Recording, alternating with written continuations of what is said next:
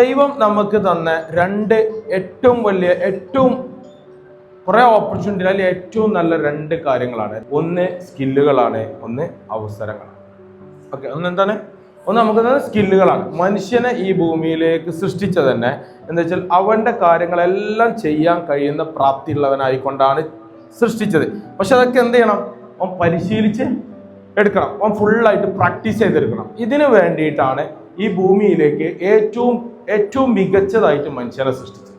ഏറ്റവും മികച്ച ജീവി ഏതാണ്? മനുഷ്യനാണ്. കോടാനകോടി ജന്തു ജീവജാലകങ്ങളൊക്കെ സൃഷ്ടിച്ചാലും അതിലേറ്റവും ഇമ്പോർട്ടൻ്റ് ആയിട്ട് ഏറ്റവും പ്രത്യേകത ഉള്ള ജീവി ആരാണ്? മനുഷ്യനാണ്. ഇതാണ് മനുഷ്യനെ സൃഷ്ടിച്ചത്. അപ്പൊ നമുക്ക് തന്നത് എന്താണ്? നമുക്ക് കുറെ സ്കില്ലുകൾ നമ്മളെടുത്ത് തന്നു. ഇത് ഉപയോഗിച്ച് എന്തെങ്കിലും ചെയ്യാനുള്ള അവസരങ്ങളും തന്നു. ഈ 2 സാധനങ്ങളിൽ നമ്മൾ തിരിച്ചറിയാത്തോടത്തോളം കാലം നമുക്ക് ലൈഫിൽ ഒന്നും ആകാനേ സാധിക്കില്ല. നമ്മൾ ഒപ്റ്റിമൈസേഷൻ എന്ന് പറഞ്ഞു കഴിഞ്ഞാൽ നമ്മൾ ആഴത്തിൽ കുഴിക്കുന്നതിന് നമുക്ക് ഒപ്റ്റിമൈസേഷൻ എന്ന് പറയാം. കിണർ ഒരാൾ പറയുകയാണെങ്കിൽ ഞാൻ ഒരു 15 മീറ്ററുള്ള കിണർ കുഴിച്ചു. 15 മീറ്ററുള്ള കിണർ എങ്ങനെ നീളത്തിൽ കുഴിച്ചു, എന്തെങ്കിലും കാര്യമുണ്ടോ?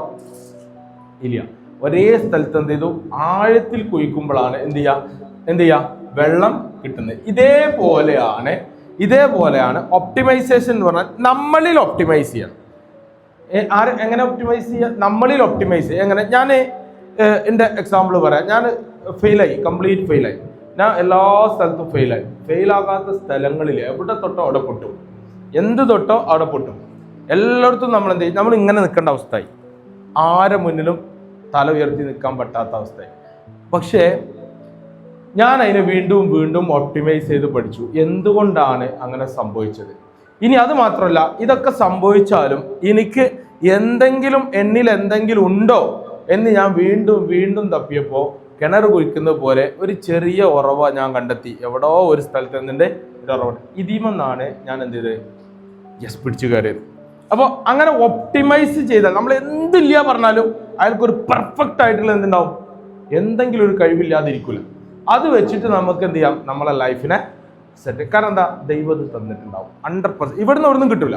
ഇവിടെ നിങ്ങൾ ഏത് സ്ഥലത്ത് പോയാലും കിട്ടില്ല. ഏത് സൂപ്പർ മാർക്കറ്റിൽ പോയാലും കിട്ടില്ല, ഏത് ക്ലാസ്സിന് പോയാലും കിട്ടില്ല, ഏത് വീട്ടിൽ പോയാലും കിട്ടില്ല, ആരുടെ പൈസ കൊടുക്കാൻ പറഞ്ഞാലും കിട്ടില്ല, ഒന്നും കിട്ടില്ല. എവിടെ ഉണ്ടത്? നമ്മളെ ഉള്ളിലുണ്ട്. ആ വെളിച്ചം നമ്മൾ എന്നാണോ തിരിച്ചറിയുന്നത് അന്ന് മുതൽ നമ്മളെ ലൈഫ് എന്താവും? മാറും. ലൈഫ് കളറാവും. നമ്മൾ സാധാരണ ഭാഷ പറഞ്ഞ ലൈഫ് കളറാവും. അല്ലെങ്കിൽ എന്ത് ചെയ്യും? ഇതേപോലെ അങ്ങനെ കട്ടപ്പുറത്തായി ഇങ്ങനെ പോയിക്കൊണ്ടേയിരിക്കും.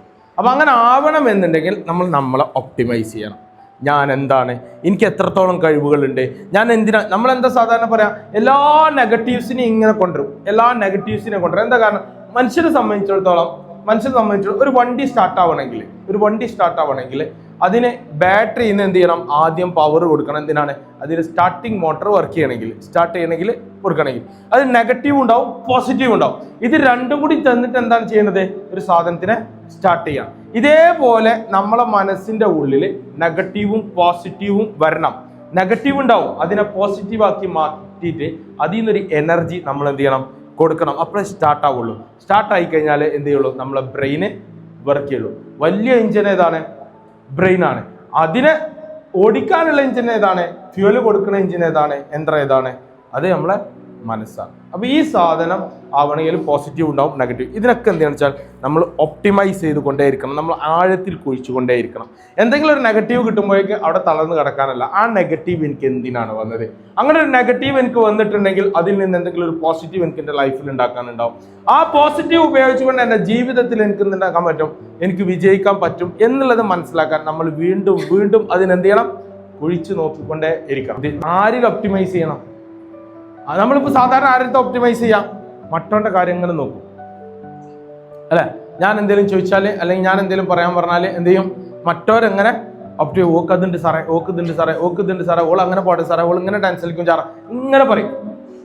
എന്നാ ആരെങ്കിലും ഒരാൾ പറയാം, സാർ ഞാൻ ചെയ്യും സാർ, എനിക്ക് ചെയ്യാൻ കഴിയും സാർ. നിങ്ങളിലേക്ക് ഒപ്റ്റിമൈസ് ചെയ്യണം. നിങ്ങളെ വീണ്ടും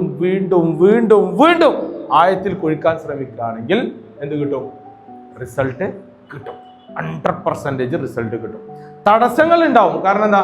കിണർ കുഴിക്കുമ്പോൾ പല തടസ്സങ്ങളും വരും. കാരണം ചില സ്ഥലത്ത് പാറ വരും, അല്ലെങ്കിൽ എന്തെങ്കിലും അവിടെ എന്ത് ചെയ്യണം? വീണ്ടും എന്ത് ചെയ്യും? പാറ പൊട്ടിച്ചിട്ട് എന്ത് ചെയ്യും, വീണ്ടും ആഴത്തിൽ കുഴിക്കുമ്പോൾ എവിടെന്നെങ്കിലും ഒരു സ്ഥലത്ത് നിന്ന് യെസ്. ഇതേപോലെയാണ് നമ്മളെ സംബന്ധിച്ചിടത്തോളം. നമുക്ക് എപ്പോഴാണ് തേനീച്ച കൂടുതൽ നെക്കി പിയുമ്പോഴാണ് അതിന് ഏറ്റവും നല്ല തേൻ കിട്ടുക, അല്ലെ? അതേപോലെ തന്നെ എന്താ, നമുക്ക് നല്ല നല്ല എന്താ പറയാ സുഗന്ധ ദ്രവ്യങ്ങൾ ഉണ്ടാവണമെങ്കിൽ അതിനെ നന്നായിട്ട് എന്ത് ചെയ്യണം, നെക്കി പിയണം. ചന്ദനത്തിനെ നന്നായിട്ട് വാറ്റിയെടുക്കുമ്പോഴാണ് എന്ത് കിട്ടുക, ചന്ദന തൈലം കിട്ടുക.